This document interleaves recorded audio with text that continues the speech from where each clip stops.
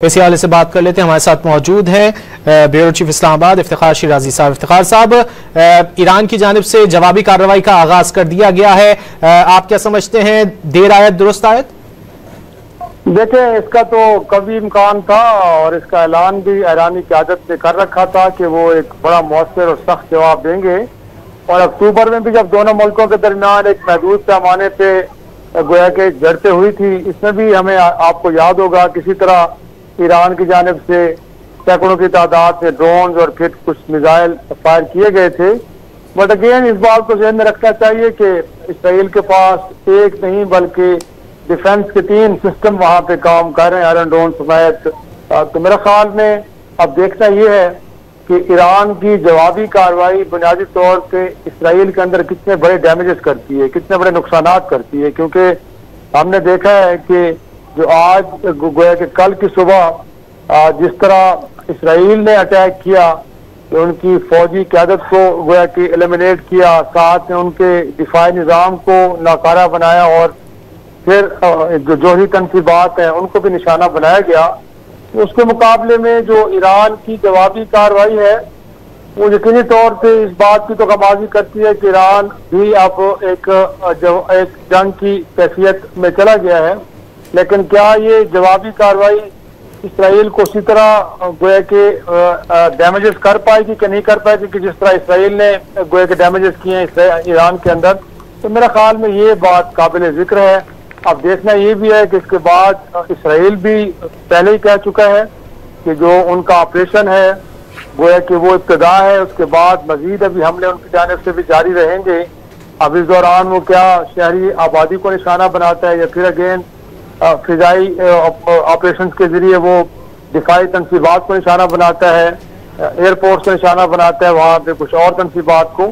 तो जाहिर सी बात है जंग का लेवल तो हम समझ रहे हैं कि एस्केलेशन लैडर तो ऊपर जा रहा है। अब देखना ये है कि या क्या दोनों मुल्कों के दरमियान जंग महदूद रहती है या उसमें और प्लेयर्स भी वो शामिल होते हैं। जी शिराजी साहब,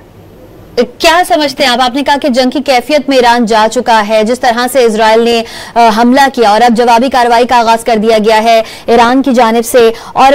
जिस तरह से डोनाल्ड ट्रंप ने अपने बयान दिया है कि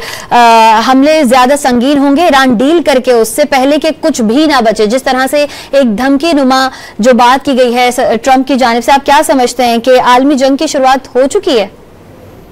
आलमी जंग का तो हम नहीं कह सकते कि अभी इस लेवल पे चीजें जा चुकी हैं, क्योंकि अभी तक तो दुनिया भर से जो भी इस मामले पे एक रिएक्शन आए हैं वो मजम्मत की हद तक हैं और इससे बढ़ के हमें कुछ देखने को नहीं मिला। आपको मालूम है कि इस सारे मामले में इसराइल की पुष्टपनाही तो अमेरिका की जानिब से भी की जा रही है, उनके यूरोपीय इत्तेहादियों की जानिब से भी की जा रही है। तो जो दूसरा फरीक है जिसको ईरान हम कहते हैं, जो है कि अभी तक उनके साथ दुनिया हमदर्दी का इजहार कर रही है, इसराइल को कंडेम किया जा रहा है, लेकिन ऐसा कोई हमें स्टेटमेंट देखने को नहीं मिला कि अगर ये सिचुएशन इस तरह आगे कंटिन्यू करती है तो ये एक बहुत बड़ी जंग को दावत दे सकती है। तो मैं समझता हूँ कभी तो बड़े मोहतात और महदूद अंदाज में रिएक्शन आ रहे हैं, लेकिन क्योंकि रीजन के अंदर ईरान की प्रॉक्सीज भी हैं, अगर तो बहुत कमजोर हो चुकी हैं, वो हिजबुल्लाह हो या हौसीज हो यमन के अंदर, लेकिन अगर कुछ और पॉकेट्स के अंदर हमें इस तरह की कोई नजर आती हैं चीजें कि जहां से ईरान कोशिश करे कि जो इसराइल और उसके इत्तेहादी हैं उनको निशाना बनाने की, तो फिर हम कह सकते हैं कि जंग का दायरा कार जरा वसी होगा। और फिर देखना यह है कि अगर कोई ईरान की जानिब से बहुत बड़ा सरप्राइज दिया जाता है इसराइल को हमले की शक्ल में, तो सूरत में मेरे ख्याल में फिर अमेरिका की बरहरास्त एक इंटरवेंशन हो सकती है। शिराजी साहब, आप सरप्राइज की बात कर रहे हैं, तो अभी तक हमने देखा है कि खुलकर उस तरह मिसाइल्स का इस्तेमाल नहीं किया गया ईरान की जानिब से। अभी हमारी बात हो रही थी ब्रिगेडियर रिटायर्ड हारिस नवाज साहब से, तो उनकी जानिब से ये कहा कि इससे ताकतवर मिसाइल इस वक्त ईरान के पास मौजूद है लेकिन अब तक इस्तेमाल नहीं किए गए। जी बिल्कुल, अगर हाइपरसोनिक मिसाइल वहाँ पे मौजूद है और उस लेवल पे चीजें चली जाती हैं कि जिसको फिर इसराइल के दिफाई निज़ाम उनको रोक ना पाए या उनमें से कुछ अपने टारगेट्स को हिट करने में कामयाब हो जाएं, तो फिर उस शक्ल में मुझे लगता है कि फिर इंटरवेंशन का एक इम्कान मौजूद है। और अगर बराह रास्त इंटरवेंशन होती है अमेरिका की जानिब से, तो फिर हम कह सकते हैं कि दुनिया की दीगर ताकतें बिलखसूस रशिया है या फिर ईरान चीन है, तो मेरा ख्याल में उनकी जानिब से जरूर फिर कोई इस तरह की स्टेटमेंट हमें देखने को मिलेगी कि जिससे हम कहेंगे कि जंग का दायराकार वसी हो रहा है। लेकिन मेरा ख्याल है उससे पहले देखना यह है कि जो सफारतकारी है क्या वो अपना कोई रोल प्ले करती है इसमें, क्योंकि इस वक्त तो जरूरत इस अमर की है कि जो दोनों ममालिक हैं उनको एक एग्रेसिव सफारतकारी के जरिए इस बात पे कायल किया जाए कि ये जंग अगर आगे बढ़ती है तो ये पूरे खित्ते को और आगे चल के पूरी दुनिया को मुतासर कर सकती है। जैसे हम पहले भी बात करते रहे कि ये इंटरनेशनल ट्रेड के लिए एक अहम रूट है, गोया यहाँ से तिजारती जहाज गुजरते हैं, गल्फ से बहुत सारा ऑयल जो है वो दुनिया को सप्लाई होता है। तो मेरा ख्याल में अगर ये जंग बढ़ेगी तो ये सारा निज़ाम भी डिस्टर्ब होगा। आपने देखा है कि आज सुबह ही इसराइली हमले के बाद आलमी मंडी में तेल की कीमतें हैं। तो मेरा ख्याल है कि ये सिचुएशन सबकी नजर में है और सब इसको उस मईशत की नजर से भी देख रहे हैं कि इस कॉन्फ्लिक्ट को ज्यादा देर तक नहीं चलना चाहिए क्योंकि पूरी दुनिया के लिए बड़ा डिट्रीमेंटल होगा। तो मेरा ख्याल है कि सफारतकारी की अपना एक कोई ना कोई स्पेस बनाएगी और होना भी ये चाहिए कि हमने देखा है कि जब पाकिस्तान और इंडिया के दरमियान भी सूरत हाल ऐसी बनी है तो आपको याद होगा कि हमारे दोस्त ममालिक ने एक सफारतकारी की, ईरान से वजीर खारजा आए, सऊदी अरब से वजीर खारजा आए, वो भारत भी गए। तो मुझे लगता है कि इस वक्त जरूरत इस अमर की है क्योंकि जो एक तरह से इसराइल जिस डिजाइन के साथ आगे बढ़ रहा है कि आप एक मुल्क को अगर आप उसकी क्यादत को, उसकी फौजी क्यादत को एलिमिनेट कर चुके हैं, उसके बाद आप उनके जो दिफाई असास है उनको आप एलिमिनेट करना चाहते हैं, तो दुनिया में तो कोई भी कानून इस बात की इजाजत नहीं देता कि आप किसी मुल्क के खिलाफ इस तरह की जारियत करें। तो अगर ऐसा है तो मेरे ख्याल में फिर दीगर ममालिक को भी इस बात का इदराक होना चाहिए कि अगर आज ईरान के मामले पे दुनिया खामोश रहती है तो कल के किसी खित्ते में और में भी इसी तरह के कुछ हमें एक्टिविटीज, इस तरह के एक्शंस देखने को मिलेंगे तो फिर उन्हें भी एक्सेप्ट करना पड़ेगा। फिर तो एक जंगल का कानून हो जाएगा जिसमें माइड इज राइट वाली कहानी हो जाएगी। तो मेरा ख्याल है कि अब मुझे लगता है कि कुछ अहम ममालिक शायद सफारतकारी की तरफ जाएं और अगर जाया जाता है तो फिर उम्मीद करनी चाहिए कि शायद ये जंग और आगे ना बढ़े। लेकिन अगर डिजाइन यही है इस जंग को अगले लेवल पे लेके जाना है,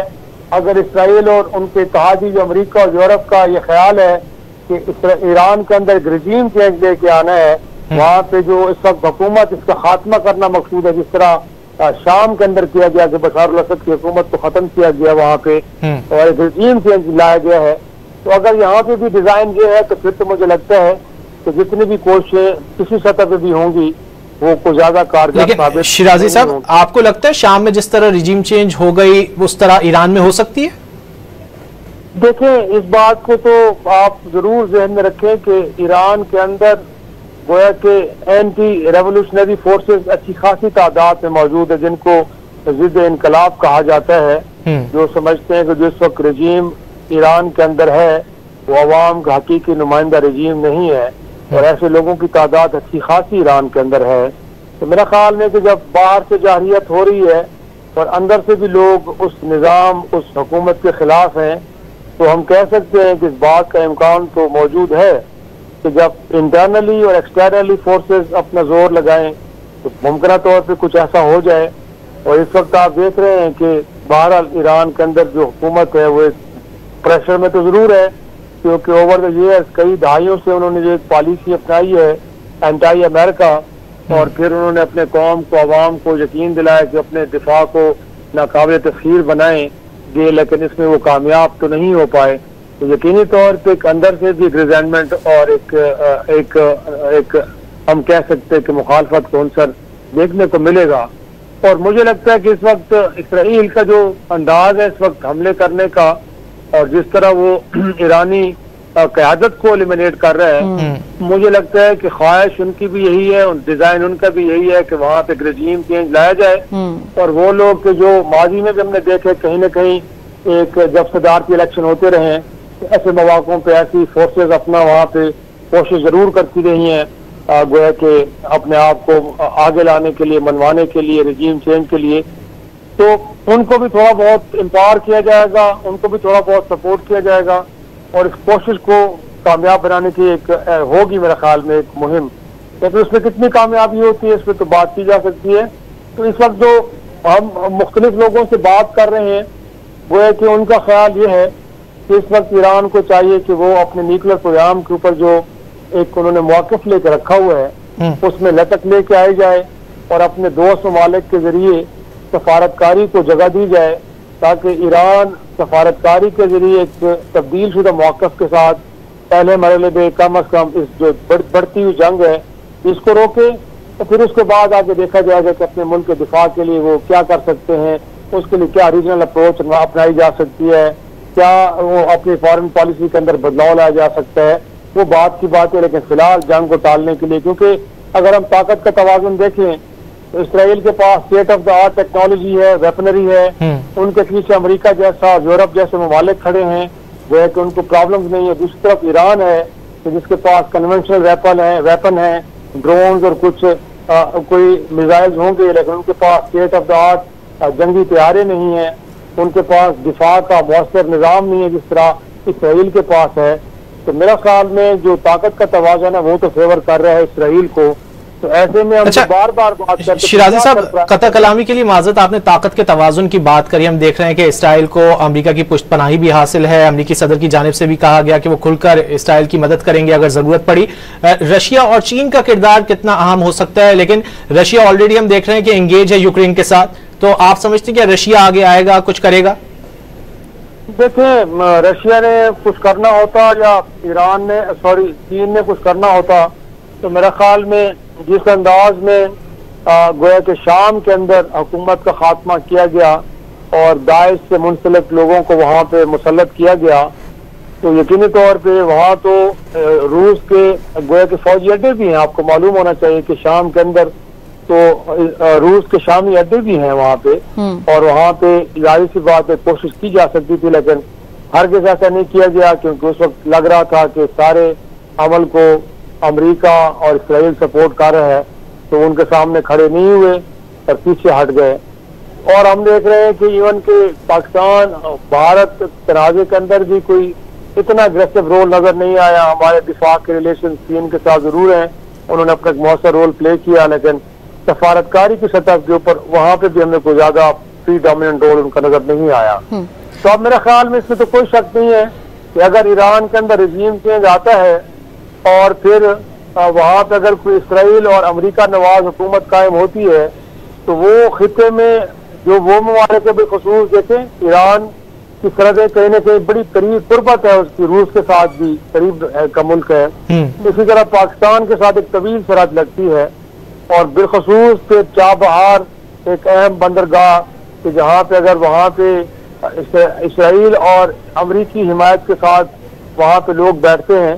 तो वो खित्ते के लिए बड़े प्रॉब्लमेटिक हो सकते हैं। तो मेरा ख्याल में ये चीजें यकीनन रूस की नजर में भी होंगी, ये चीजें चीन की नजर में भी होंगी। तो मुझे लगता है कि अगर सिचुएशन किस तरफ ले जाने की कोशिश की जाएगी तो आने वाले चंद दिनों में इन ममालिक का एक सफारतकारी की सतह पे कम अज कम मुझे एक मुनासिब रोल नजर आ रहा है। अच्छा शिराजी साहब, आपने सिफारतकारी की बात की ना कि जंग को टालने के लिए सिफारतकारी की तरफ ईरान को जाना चाहिए। जैसे आप भी जानते हैं कि मुसाद के एजेंट्स ने स्ट्राइक सिस्टम नस्ब किया और ईरानी फजाई दिफा और मिसाइल इंफ्रास्ट्रक्चर को निशाना बनाया, ड्रोन बेस कायम करके फाल किया गया, और जबकि तज्जियाकारों की जानिब से यह भी बताया गया कि ईरानी एटमी तंसीबात पर हमलों के लिए ये कई साल तक मनसूबाबंदी की गई है। तो कई साल तक की ऐसी मनसूबाबंदी और फिर इस तरह का हमला, आप समझते हैं कि ईरान वो इजराइल किसी पॉइंट पर रुकने के लिए उसने ऐसा हमला किया है, वो रुकेगा? मुझे तो नहीं लगता। वो जो फलस्तीन के मामले में उनकी पॉलिसी और स्ट्रेटजी रही है, इस वक्त देखें कि अगर वो मुकम्मल तौर पे हमास का खात्मा नहीं कर पाए और उनका ख्याल ये है कि गजा में अभी भी शायद हमास की प्रेजेंस मौजूद है, तो उन्होंने क्या किया कि वहां पर उन्होंने नाकाबंदी शुरू कर दी, गोया कि खुराक और अद्वियात की फराहमी तक को गोया के मुअत्तल कर दिया कि अगर वो इसराइली बमबारी से और गोलाबारी से वहाँ पे लोग नहीं मारे तो भूख अफलास से और दवाइयों की अदम फराहमी की वजह से मर जाएं। तो मेरे ख्याल में इस दौरान हमने देखा है कि अगर से अरब लीग से लेके अक़वाम मुत्तहिदा इवन के इंटरनेशनल कोर्ट ऑफ जस्टिस में जनूबी अफ्रीका गया और वहाँ से भी कुछ फैसले आए जिसमें नेतन्याहू साहब को जंगी जराइम का मुर्तकिब करार दिया गया, लेकिन आपने देखा कि सब कुछ होने के बावजूद भी इसराइल नहीं रुका, बल्कि अपने कुर्ब जवार में जो थ्रेट्स थे उनको भी एलिमिनेट किया। जैसे हम बता रहे हैं कि लबनान के अंदर हिजबुल्लाह की क़यादत को एलिमिनेट किया, शाम के अंदर अब गोया कि वहाँ पे बशार अल असद के जो दोस्त तस्वर होते थे ईरान के, उनको वहाँ से एलिमिनेट किया गया और वहाँ पे दाइश को लाया गया। इसी तरह आपको याद होगा कि इस्माइल हानिया को तेहरान में शहीद किया गया मिसाइल हमले में। तो सूरत हाल तो ये लग रही है कि शायद वो अब कहीं रुकने वाला नहीं है और उनको लग रहा है कि दिस इज हाई टाइम कि जो इसराइल के खिलाफ जितने भी थ्रेट्स हैं उनको मुकम्मल तौर पर एलिमिनेट कर दिया जाए, खत्म कर दिया जाए, इससे पहले कि वो थ्रेट्स इससे और ज्यादा बड़े हो जाएं। क्योंकि इस वक्त भी जो बात हो रही है कि अगर मजीद वक्त मिला ईरान को तो वो यूरेनियम आलूदगी में उस लेवल पे आ जाएगा कि उसको वो किसी वक्त भी एटॉमिक बॉम्ब में तब्दील कर सकता है। तो इससे पहले कि ईरान उस सतह पे आए इस थ्रेट को एलिमिनेट कर देना चाहिए। तो मेरे ख्याल में इस पॉलिसी और स्ट्रेटजी के साथ ही आगे बढ़ रहा है इस वक्त इसराइल। और जैसे हम पहले कह चुके हैं कि यकीनी तौर पर इसमें उनको अमेरिका और यूरोप के ममालिक की पुष्टपनाही हासिल है। शिराजी साहब, कुछ तज्ज़ियाकारों का ये मानना है कि अगर मुस्लिम ममालिक यकजा होकर आगे नहीं बढ़ते, कोई कार्रवाई नहीं करते, तो आने वाले दिनों में हो सकता है कि उनको भी इसी तरह की कार्रवाई का सामना करना पड़े। देखें, हम तो ये बात पहले भी कर चुके हैं और अगर आप तारीख पे नजर दौड़ाएं तो किसी जमाने में इराक ने गोया कि इनकलाब ईरान के बाद अमरीकी प्रॉक्सी के तौर पे सद्दाम हुसैन ने 10 साल तक जंग लड़ी ईरान के खिलाफ और उसमें कोई अचीव नहीं किया, कोई उसमें हासिल नहीं हुआ इराक को। और लेकिन हुआ क्या है कि उस दौरान ईरान कमजोर हुआ, खुद इराक कमजोर हुआ और जब इराक ने किसी मकासद हासिल कर लिए गए तो फिर उसके बाद आपको याद होगा कि वेपन ऑफ मैस डिस्ट्रक्शन के नाम पे अमेरिका खुद इराक में आए और किस तरह फिर सद्दाम हुकूमत को एलिमिनेट किया गया। इसी तरह 2003 में देखें लीबिया के अंदर मोहम्मद कजाफी से कहा गया कि वो जो वेपन ऑफ मैस डिस्ट्रक्शन जो उन्होंने हासिल किए थे शुमाली कोरिया से और बाकी ममालिक से वो हवाले कर दें तो उनको कुछ नहीं कहा जाएगा। लेकिन जैसे उन्होंने वो मौलिक हथियार यूरोप और अमेरिका के हवाले किए तो उसके बाद अरब स्प्रिंग के जरिए उनके खिलाफ एक अपराइजिंग मुल्क के अंदर शुरू करवाई गई और फिर उसके बाद कजाफी रजीम को एलिमिनेट कर दिया गया, उनका खुद भी उस जंग के दौरान वो कत्ल कर दिए गए। तो मैं समझता हूँ कि इस्लामी ममालिक को भी इस बात का इदराक होना चाहिए कि इस वक्त वो ममालिक जो एक तरह से मसलतन खामोश हैं या वो अमरीकी कैंप में खड़े हैं इस खुशी और इस खुशफहमी के साथ कि उन्हें कुछ नहीं कहा जाएगा, तो मैं नहीं समझता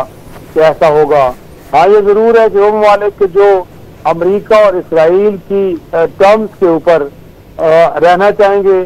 तो उनके लिए तो कोई प्रॉब्लम नहीं होगा। वो बड़ी आज़ादी के साथ, जैसे आपने देखा जॉर्डन जैसा मुल्क है, अब वो तो इस वक्त गोया के इसराइल की प्रॉक्सी के तौर पे रोल प्ले कर रहे हैं। आपको याद होगा कि जब अक्टूबर के अंदर ईरान ने कुछ मिसाइल और ड्रोन भेजे थे इसराइल की तरफ, उनको उर्दन में मार गिराया गया था, वहां पर उनको गिराया गया था। तो मैं समझता हूँ कि ऐसे ममालिक के जो उनके हम नवा होंगे उनके लिए तो कोई प्रॉब्लम नहीं होगी, लेकिन वो ममालिक के जो आज़ाद खारजा पॉलिसी के साथ आगे बढ़ना चाहेंगे उनके लिए कोई स्पेस बाकी नहीं होगी। तो इसी तरह अलग-अलग करके हर मुल्क को डील किया जा रहा है। तो इस वक्त अगर कोई दूसरे मुल्क ये समझते हैं कि उनकी बारी नहीं आएगी तो मैं नहीं समझता ऐसा है। हाँ, ये जरूर है कि अगर वो टोटल सबमिशन में चले जाते हैं और अमेरिका और इसराइल की पॉलिसीज के साथ खड़े होते हैं तो बिल्कुल उनके लिए कोई प्रॉब्लम नहीं। शिराजी साहब, आपको क्या लगता है, क्या वजह है कि मुस्लिम ममालिक के जो मफादात हैं वो यकजा नहीं है? जैसा कि आपने बात करी उर्दन के फजाई हुदूद के अंदर जो है वो कई ड्रोन्स को मार गिराया गया, तो इन ममालिक की पॉलिसी क्यों यकजा क्यों नहीं है ईरान के साथ या दीगर मुस्लिम ममालिक के साथ? देखें, बहुत सारे ममालिक की एक तो डिपेंडेंसी है दिफा के हवाले से अमेरिका के ऊपर। इस वक्त भी आप देखें तो कुवैत से लेके सऊदी अरब तक अमेरिकी फौजी अड्डे वहाँ पे कायम हैं और अरबों डॉलर की गोया के रकूम की शक्ल में उनको सालाना उसकी पेमेंट्स की जाती है और बहुत सारा दिफा का अपनी जरूरियात तो अमेरिका से पूरी करते हैं। और फिर ये है कि आपस के उनके ताल्लुकात इतने शानदार नहीं है। अरब लीग के नाम से फोरम जरूर मौजूद है, लेकिन वो फोरम कितना सच्चा है आपको भी मालूम है, मुझे भी मालूम है। OIC के नाम से 57 इस्लामी ममालिक का फोरम मौजूद है, लेकिन उस फोरम से आपने कोई एक आवाज सुनी है? गोया के पिछले एक 1.5 साल से जब से ये इस फलस्तीन का मामला चल रहा है, तब एक आध बार कहीं कोई कोशिश हुई थी, लेकिन उसके बाद लेकिन शिराजी साहब वो कोशिश सिर्फ इजलास तक ही जो है वो महदूद रही थी। जी एग्जैक्टली, मैं यही कह रहा हूँ। और उसके बाद तो आपको हमें स्टेटमेंट भी सुनने को नहीं मिलती कि जिसमें कम से कम ये कहा जाए, हालांकि यूरोप के कई ममालिक इस बात को लेकर डिस्टर्ब है। ठीक है, शिराजी साहब हमारे साथ ही रहेगा।